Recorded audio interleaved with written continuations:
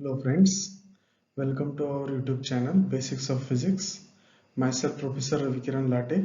Welcome you all for the today's lecture. In our today's lecture we will be discussing some of the important multiple choice questions based on the topic from modern atomic physics. In today's lecture we have considered a topic from hydrogen atom spectrum, Bohr's model, and some of the basic modern physics concept we will be using. The questions which we'll be discussing in the today's session, these are the previous question papers questions which I have collected from the various exams question paper.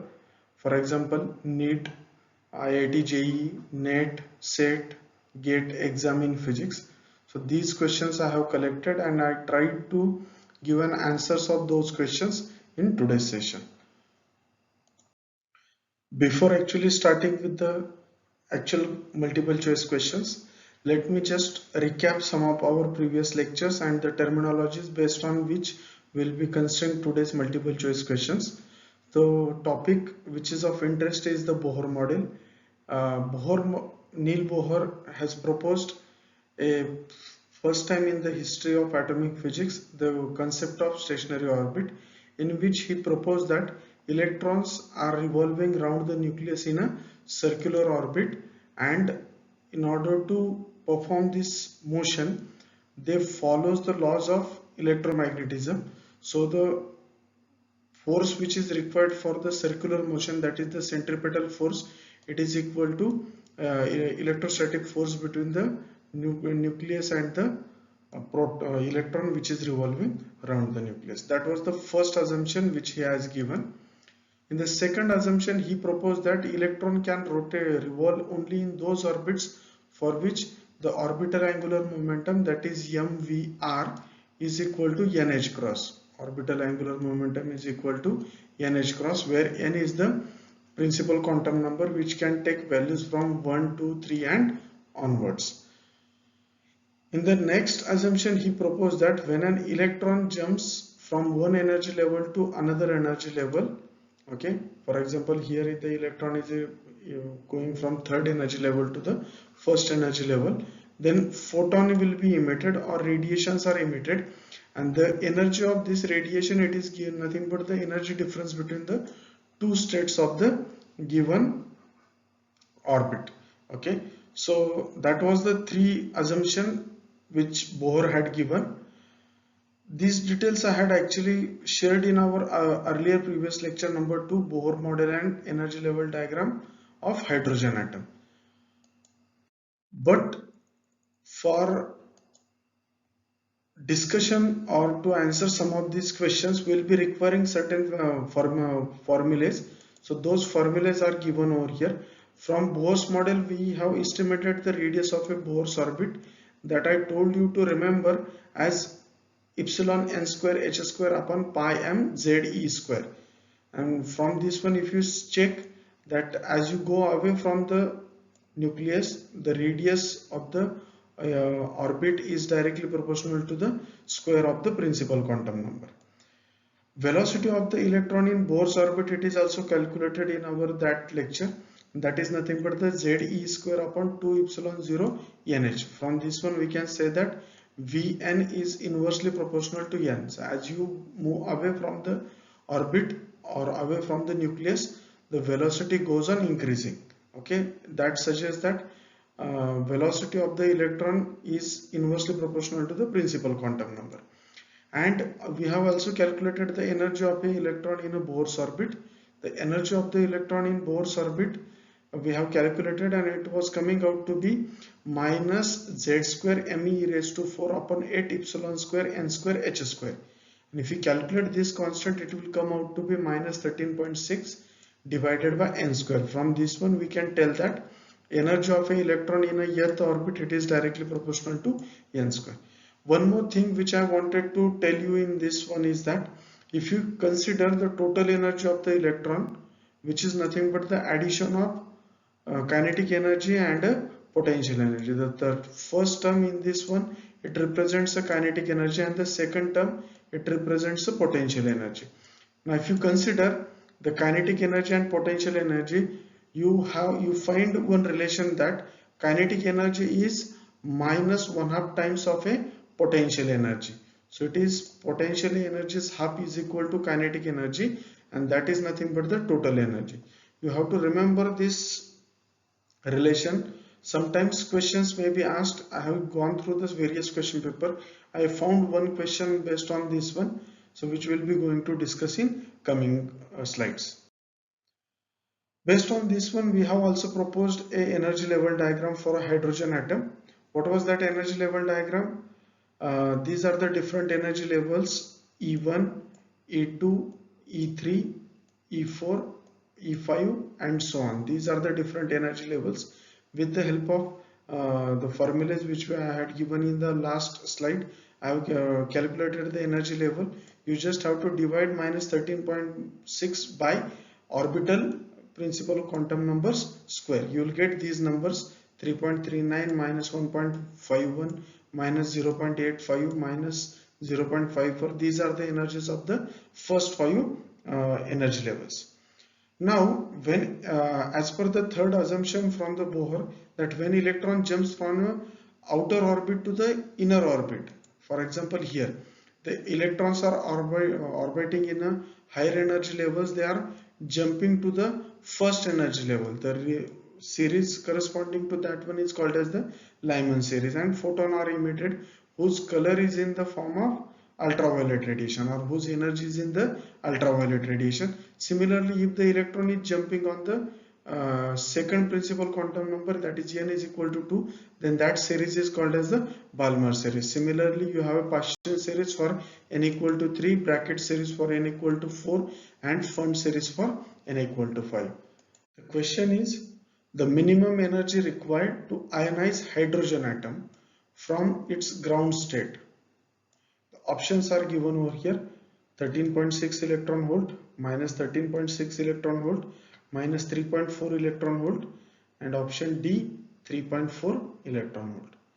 Now, just in our earlier slide, we had seen the energy of an electron in a hydrogen atom is given by minus z square m e raised to 4 upon 8 epsilon square n square h square. If we calculate this constant, you have to remember this constant, it is minus 13.6 upon n square. For ground state of an hydrogen atom, you have n is equal to 1, and for n is equal to 1, if you calculate this energy, it will come out to be minus 13.6. Now see, this electron is bound to the nucleus. This electron is bound to the nucleus, and if you want to ionize this hydrogen atom, means you have to detach that electron from the hydrogen atom or from the proton of a hydrogen, and if that atom is having a minus 13.6 energy, you have to provide negative amount of energy for the ionization. So ionization energy of an hydrogen atom, it is plus 13.6 electron volt. If you look at the option, in this case the correct answer for this question is option number A. So correct answer for this question is option number A, 13.6 electron volt. Now next question is, as per the Bohr's model, the value of ionization potential of lithium plus 2 ion is, options are given over here: 13.6 electron volt, option B 27.2 electron volt, option C 40.8 electron volt, option D 122.4 electron volt. Now see, it's a lithium 2 plus ion which is given to us, and we need to calculate the ionization potential of that one. Means we need to calculate the binding energy of an electron in lithium 2 plus ion. Now see, lithium has an atomic number Z is equal to 3. Lithium atom has an atomic number Z is equal to 3, and one more thing is that if you consider the lithium 2 plus ion, then two of its electron will be removed from it. Okay, so the atom or ion with plus 2 charge, it will have only single electron, so it will be an hydrogen like atom case. It is one electron atom case will be there. So energy of a hydrogen like atoms are given by this En formula we know, minus Z square m e raised to 4 upon 8 epsilon square n square h square. This is the formula. We know that this value is minus 13.6 upon n square, because for a hydrogen atom Z is equal to 1, so we were not using in a hydrogen atom. So here in this case Z square will be at the numerator. So if you consider the ground state energy of a lithium 2 plus ion, so it will be minus 13.6 as it is, into Z for the lithium ion, it is 3, so it is 3 square, and we know that 3 square will be 9, so 13.6 into 9, which will come out to be minus 122.4 electron volt. Now this is the bound electron which is attached to this lithium core or nucleus. We need to detach this electron. If you need to detach this electron, then plus amount of this much amount of energy we need to supply it. So instead of minus 122.4 electron volt, it will be plus 122.4 electron volt of energy, electron volt energy it will be required to detach that electron. So the correct answer in this question, if you look at the option, it is option number D, 122.4 electron volt. Now next MCQ is, positronium is a hydrogen-like bound state of a positron and electron if nth energy level of hydrogen atom is ENH is equal to 1 upon 4 pi epsilon 0 m e raised to 4 upon 2 n square h square. Then nth energy of level ENP of positronium will be.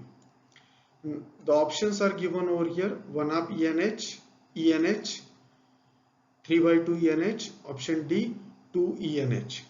Now see, it is a positronium. It is a positronium given over here. It is a hydrogen-like atom, means we can apply the Bohr's theory to that one.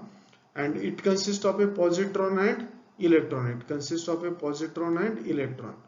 So now if you consider the formula for the energy of an hydrogen, it is given in this case, it is 1 upon 4 pi epsilon 0 m e raised to 4 upon 2 n square h square. Now in this case 4 is constant, pi is constant, epsilon is constant, m is the mass of electron or reduced mass of a proton electron system in case of an hydrogen. Now in case of an positronium atom, it is a positron and electron. These two charges will be there, or particles will be there. We know that mass of positron is equal to the mass of electron. So if these two masses will be there, then their reduced mass, it will be 1 upon mu is equal to 1 upon m plus 1 upon m. So that will be nothing but 2 upon m. Now from this one we can get mu is equal to m by 2. So the reduced mass of the system, it will be m by 2. Now if you substitute this value in this equation, then it will be m by 2. So if you compare with the earlier given formula, with this formula if you compare, then it will be 1/2 of the energy for an hydrogen atom. So we can say that energy of a positronium system, it is 1/2 of the energy of an hydrogen atom. So if you consider the options, in this case it is the option A which is correct answer for this question.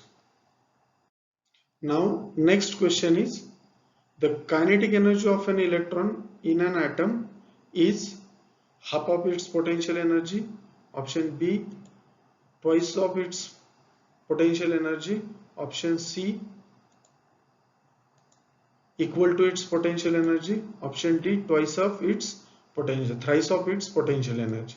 Now see, in this case we know that energy of an electron in an hydrogen atom, it is nothing but the sum of kinetic energy and the potential energy.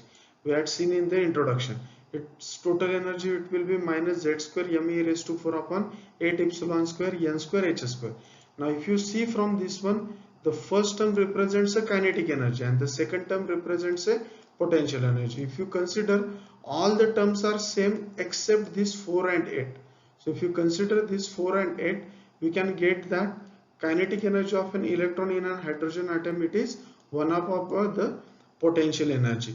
So from this one we can say that the kinetic energy of an electron, it is half of its potential energy. So the correct answer for this question is the option number A is the correct answer. Now next question is, the radius of hydrogen atom in its ground state is 10 raised to minus 4 centimeter, 10 raised to minus 6 centimeter, 10 raised to minus 8 centimeter, option D 10 raised to minus 10 centimeter. Now see, the radius of an hydrogen atom in ground state can be found out by putting value of n equal to 1 and z is equal to 1 in the expression of Rn, which is nothing but the epsilon n square h square upon pi m ze square. Now we know that these are the constant which are well known to us, that is the charge of electron, which is 1.6 into 10 raised to minus 19 coulomb. Mass of the electron is 9.1 into 10 raised to minus 34. Epsilon is the permittivity of the free space, and h is the Planck's constant. If you substitute these values, then you will get an answer 0.529 into 10 raised to minus 10 meter. Now this is the energy which you have calculated for the ground state. It's not an energy, it's a value of the radius in the radius of hydrogen atom in the ground state. Now what I'll suggest you people is that there is no need to calculate this value, because Bohr's radius is a constant number, and if you see this Bohr's constant, it is 0.529 angstrom. Now if you consider this 0.529 angstrom, that is means it is 10 raised to minus 10 meters. Now if you look at the options, the answers are given in terms of the centimeter. The answers are given in terms of centimeter. We know that how to convert meters into centimeter. 100 centimeter is nothing but the 1 meter. That is 1 meter is nothing but the 10 raised to 2 centimeter. So if I multiply this term by the 10 raised to 2, then minus 10 plus 2, it will be 10 raised to minus 8. So if you look at the order in this case, it is option C which is showing us 10 raised to minus 8 centimeters. So the correct answer in this case is the option number C. Next question is, if the radius of first orbit in hydrogen atom is 0.05 nanometer, the radius of the first orbit in helium atom, the option given are option A 0.025 nanometer, option B 0.05 nanometer, option C 1 nanometer, option D 0.1 nanometer. Now just we had seen the radius of a hydrogen atom, it is given by epsilon n square h square upon pi m ze square. The value of the hydrogen atom, radius of a hydrogen atom, it is given 0.05 nanometer. Value of helium we need to calculate. We know that atomic number for an hydrogen Z, it is equal to 1, and for helium atom it is 2.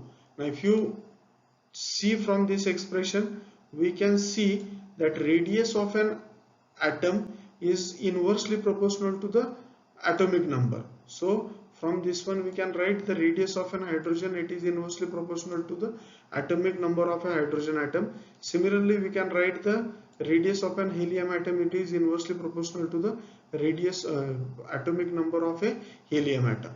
Now if you divide these two equations, we can get radius of a helium divided by radius of hydrogen. Radius of helium, it is nothing but the 1 upon atomic number of a Z, and for hydrogen it is 1 upon atomic number of hydrogen. If I take a reciprocal of the lower term, it will go to the numerator, it will be Zs upon 1, and we will substitute this one, value of Zs it is 1, and the value of helium, for helium Z is equal to 2. So this ratio is coming out to be 1. Now if I transfer this RH from this side to this side, it will get multiplied. So radius of helium atom is nothing but the 1/2 of the radius of the hydrogen atom, and radius of hydrogen atom, it is given 0.05 nanometer. So if you substitute 0.05 divided by 2, so it will come out to be 0.025 nanometer. So if you look at the option, in this case the correct answer for this question is the option number A. 0.025 nanometer is the correct answer for this question. Now next question is, the electron in a hydrogen atom with a radius equal to first Bohr radius has velocity equal to option A c by 5, option B c by 10, option C c by 127, option D c by 8. If you have really gone through the theory of fine structure constant, then you need not required to solve this equation. From this only you can tell that the answer for this question is option number C, that is c upon 137. That is velocity of a electron in a first Bohr's orbit, it is c upon 137, which is nothing but a fine structure constant. But still we will try to find out the velocity of an electron in the ground state of a hydrogen atom. If we know the value of formula for the velocity of an electron, that is z e square upon 2 epsilon 0 nh. If you substitute this constant value, e is nothing but the 1.6 into 10 raised to minus 19 coulomb. Epsilon 0 is 8.85 into 10 raised to minus 12 coulomb square per Newton meter square, and the value of Planck's constant is 6.626 into 10 raised to minus 34 joule second. If you substitute this value in this equation and if you simplify this, you will get an answer V1 is equal to 2.189 into 10 raised to 6 meters per second. But if you look at the options are given in terms of c by 5 or c by 10 or c by 137 or c by 8. If you try to calculate the first value, it will come out to be 10 raised to 0.6 into 10 raised to 8. We know that our order of magnitude is 10 raised to 6. So on the similar line, we will calculate for it for all the options, and then you will get that it is the option number C with which answer is matching. Now people might ask me the questions, how did you realize that it is an option number C which is the correct answer? So in physics, one important term is there, that is called as a fine structure constant, which is given by this one, alpha is equal to 1 upon 4 pi epsilon 0 e square upon h cross c, and if you evaluate this number, it will come out to be 1 upon 37, 1 upon 137 it will come out to be. So always you people have to remember that velocity of an electron and in Bohr's orbit is always a fine structure constant times the velocity of the light. So here in this case, alpha is called as the fine structure constant, which is nothing but the 1 upon 137. Now the next question is, when an electron jumps from the fourth orbit to the second orbit, emission line is option A, first line of Fuhn series, option B, second line of Lyman series, option C, second line of Paschen series, option D, second line of Balmer series. Now see, in this case, the answer is when an electron jumps from a fourth orbit to the second orbit. We know that for second orbit, it is nothing but the Balmer series is the correct answer. But we'll go into the detail of this question. See, from fourth orbit, it is the fourth orbit from which jump is there. So you can see this corresponding energy level diagram. If you look at the corresponding energy level diagram, then electron jumps from the second into the fourth one. So this is the energy level diagram.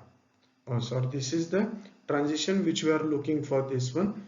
So when an electron jumps from the fourth one to the second one, then the series resultant is called as the Balmer series, and it is nothing but the second line we are having, because the first line it is from third level to the second level, that is the first line of the Balmer series.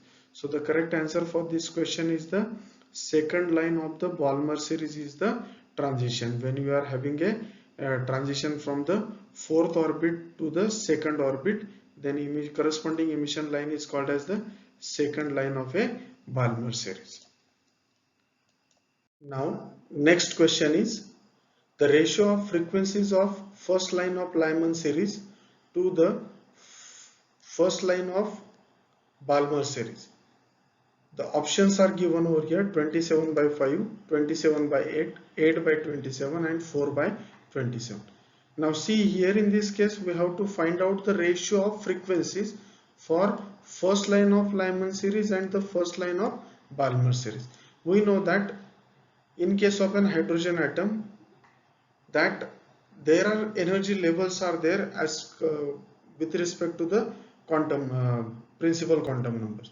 So let us consider that n is equal to 1, n is equal to 2, n is equal to 3. There are 3 energy levels are there. In this case, Balmer series and Lyman series corresponds to when electron jumps from higher energy level to the first orbit, and Balmer series corresponds to when electron jumps on the second energy level. Now it is the first line in each case, means if the first line you want, means the transition will be from the next adjacent higher energy level. Okay, so for Lyman series, the transition is from n equal to 2 to n equal to 1. That is the transition. And for first line of Balmer series, the transition is from n equal to 3 to n equal to 2. So this we will note it down first. So for the first line of Lyman series, Pn is equal to 1 and P is equal to 2. That is, transition is taking place from P equal to 2 to n is equal to 1. Transition is taking place. Okay, and for the Balmer series, the transition is from third orbit to the second orbit. That is a first line of a Balmer series. From Bohr's model, we know that frequency of a radiation, that is nothing but the energy difference divided by the Planck's constant. If we substitute these values for the Lyman series and Balmer series, we will write down this formula for the Lyman series and Balmer series. That will be for Lyman series, if you consider P is equal to 2 and n is equal to 1, so it is E2 minus E1 divided by h. For Balmer series, if you consider P is equal to 3 and n is equal to 2, so it will be E3 minus E2 divided by h. This h and this h, it will get cancelled. So what you will get, it is E2 minus E1 divided by E3 minus E2. Now we know the energies in terms of minus 13.6 divided by n square. So we'll just substitute minus 13.6 divided by n. For this case it is 2, so it is 2 square. For the second case it is minus sign as it is. E1 energy is minus 13.6 divided by 1 square. Similarly, we'll calculate put the energy for third level. That will be minus 13.6 divided by 3 square, minus for E2 it will be minus 13.6 divided by 2 square. Now if you simplify this by taking minus 13.6 common from the numerator and denominator, both will cancel at this place. Okay, so in this case, in the first term you will get 1 upon 2 square, it will be 1 upon 4, but this term is minus. If you look at the first term and the numerator, this is minus, so we had written it in the as a second term. So I had written as a second term, and this minus term and this minus term, I am talking about the second term, it will become plus, and 1 square it will be plus 1, so it will be plus 1 minus 1 by 4. Same we can do for the second term. Second term I will write down first, that is 1 by 4 minus 1 upon 9. Now what I will do, I will multiply numerator and denominator by the 36, because LCM of 4 and 9 it is 36. So if you multiply by the 36, first term it will be 36 minus this will be 9, this will be 9 minus 4. So 36 minus 9 it will be 27, and 9 minus 4 it will be 5. So it will be nothing but the ratio of the Lyman series of the first line of the Lyman series to the first line of the Balmer series. It is coming out to be 27 by 5. So the correct answer in this case is the option number A. Next question is, the L beta line of X-ray emitted from an atom with principal quantum number n is equal to 1, 2, 3 arises from transition. Now see, it is the L beta line of X-ray it is asked in this case. Now first of all we will try to understand what is the question. The options are given over here from n equal to 4 to n equal to 2, n equal to 3 to n equal to 2, n equal to 5 to n equal to 2, and n equal to 3 to n equal to 1. Now see, let us consider that these are the four energy levels are there inside an atom. Now when an electron jumps from higher energy levels to the energy level n equal to 1, then this is called as the K line. Okay, for example, if electron jumps from the n equal to 2 to n equal to 1, then this is called as a K alpha line. If electron jumps from the third orbit to the first orbit, then it is called as a K beta line. And if it is jumping from fourth level to the first level, then it is called as a K gamma line. Similarly, if electron is jumping on the second energy level from the higher energy levels, okay, if electron is jumping on the second energy level, then corresponding line or radiation is called as the L line. So for L alpha line, electron has to jump from n equal to 3 to n equal to 2. That is called as a L alpha line. And if electron is jumping from the n equal to 4 to n equal to 2, then it is called as the L beta line. So if you consider the question, it has been asked the L beta line of the X-ray emitted from an atom arises from the transition of fourth level onto the second level. So n is going from fourth level to the second level. So from this one we can say that the correct answer for this question is the option number A. Next question is, the shortest wavelength of Balmer series in hydrogen atom spectrum is given by the equation RH is Rydberg's constant. Options are given over here. RH into 1 upon 4 minus 1 upon 9, RH into 1 upon 2 minus 1 upon infinity, RH in bracket 1 minus 1 upon infinity, and last option is RH in bracket 1 by 4 minus 1 by infinity. Now see, we know that Rydberg's formula for the emission of a frequency or wave number, it is 1 upon lambda is equal to RH, which is the Rydberg's constant, into 1 upon n square minus 1 upon p square. Now for shortest wavelength, now see, for shortest wavelength means we know that energy and wavelength are reciprocal of each other, means if it is a shortest wavelength we are looking for, then highest energy difference we need to consider. That it means if you want to have a transition on some energy level, the difference between the two energy level has to be maximum. So in this case, if you consider in the same fashion, for Balmer series n is equal to 2, that is the characteristics of a Balmer series, and for highest difference that you need to have a transition from infinite orbit. Okay, so for shortest wavelength of a Balmer series we have n is equal to 2 and p is equal to infinity. Now if you substitute it in this equation, it will be 1 upon 2 square minus 1 upon infinity square. We know that 1 upon infinity is nothing but the 0. So that is why the answer for this question it is 1 upon lambda is equal to RH in bracket 1 by 4 minus 1 upon infinity. Sometimes it may be written in terms of RH into 1 by 4 or RH is RH divided by 4. So if you look at the option, then it is the option number D is the correct answer for this question. 12th question is, the shortest wavelength observed in Paschen series of hydrogen atom spectrum is given by the equation. Now this question has been asked in the last year's SET exam paper. The options are given over here: 7800, 7349 angstrom, 9546 angstrom, and the option D 8205. Now see, here in this case we know that for shortest wavelength it is a Paschen series which has been asked.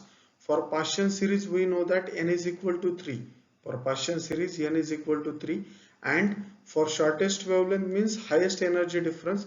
For highest difference we need to consider the orbit far away from the n equal to 3. That is nothing but the p we will be considering as a p equal to infinity. So if you substitute it in this equation, it will come out to be 1 upon lambda is equal to value of n is equal to 3. So it is 3 square minus value of p is infinity. We know that 1 upon infinity is nothing but 0. So 1 upon 3 square it will be 9. So it is coming out to be RH upon 9. If you take a reciprocal of both sides, then we will get a 9 upon RH is equal to lambda.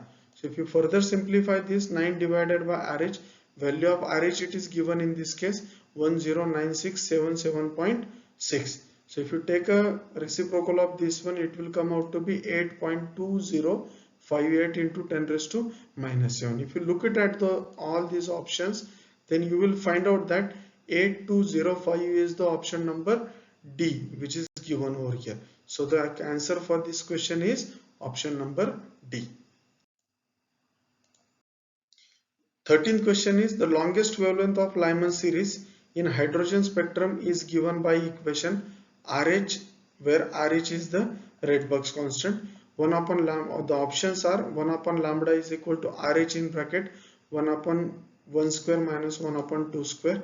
1 upon lambda is equal to RH in bracket 1 upon 1 square minus 1 upon infinity. 1 upon third option C, 1 upon lambda is equal to RH in bracket 1 upon 2 square minus 1 upon infinity, and option D, 1 upon lambda is equal to RH in bracket 1 upon 2 square minus 1 upon 3 square. Now see here, in this case it is the longest wavelength in Lyman series it has been asked. We know that longest wavelength means the reciprocal of that will be lowest. In this case the lowest energy you need to consider. So if you want to have a lowest energy difference, then for longest wavelength the two levels has to be close to each other, and for Lyman series we know that for Lyman series n is equal to 1, and adjacent level to n equal to 1 it is p equal to 2. So for this short longest wavelength of Lyman series, n is equal to 1 and p is equal to 2. If you substitute it in this equation, then you will get the formula RH in bracket 1 upon 1 square minus 1 upon 2 square. So if you look at the option, it is the option A which we are looking most appropriate. That is why the correct answer for this question is the option number A. 14th question is the maximum number of electrons in a subshell with orbital quantum number L are 2L plus 1, 2L minus 1, option C 2 into 2L plus 1, and option D 2 into 2L minus 1. The answer for this question is 2 into 2L plus 1. Now you people might ask me the question, sir, how is the answer 2 into 2L plus 1? Because for a given value of L, ML can have only 2L plus 1 values. But we are forgetting about the spin quantum number. So we'll just take an example. Let us consider for P subshell, L is equal to 1, so it can have values minus 1 to plus 1 including 0. So it is 1, 2, 3. 3 values were there. So for L equal to 1, that is 2L plus 1. If I do, then it is 2 into 1, it will be 2. If I add 1, that will be 3. So these 3 levels are there. But we know that each orbital can have two orientations, that it can have plus half and minus half spin. So each orbital can occupy 2 electrons. So as in this case 3 orbitals it will be there, or 2L plus 1 orbitals are there. So and each orbital can have 2 states with up spin and down spin. So it will be total number of electrons, it will be number of state of ms and number of states of ml. So it is 2 into 2l plus 1. So if you look at the option, it is the option number C which is the correct answer in this case. Last question, that is the 15th question of today's session. If v is the velocity of the electron in a stationary orbit of radius r, the orbital frequency of the electron is v upon 2 pi r, first option. Second option v upon r. Third option v upon pi r. And for D option 2 pi r upon v. Now see, we know that when electron is revolving around the nucleus in a stationary orbit of radius r, then let us say velocity of the electron v, it is nothing but by definition velocity is nothing but the distance traveled by the object per unit time, and during one rotation, let us say from this point to this point, if it is rotating then from this point to this point, if it is going in this fashion, then the total distance covered by this electron, it is nothing but the circumference of the circle, which is nothing but the 2 pi r, if r is the radius of the circle, and let us say capital T is the period of the revolution. Now we know that from this one, if I rearrange this equation, T I can rewrite as 2 pi r upon V, but it is the frequency which way it has been asked, the orbital frequency. We know that frequency is a reciprocal of periodic time, so frequency we can write as a 1 upon period, and if I substitute it as nu is equal to nu is the orbital frequency, then it will be 1 upon time, so that will be nothing but the reciprocal of this equation. Instead of 2 pi r upon V, it will be V upon 2 pi r. So if you look at the option, it is the option A which is looking most appropriate. That is why the answer for this question is option number A. That's it, student, for the today's session. I hope you have understood these questions from the various question paper of the various competitive exams which I have collected today. If you have liked the video, I'll request you people to please hit the like button, and if you have any queries, you can comment in the session. If you want to suggest some positive feedback about our channel as well, you can comment in the comment section. And I request all you people to subscribe the channel if you have not subscribed yet, and I also request all you people to recommend our channel and ask your friends and colleagues to subscribe our channel. That's it for the today's session. We'll stop here for the today's lecture. Thank you.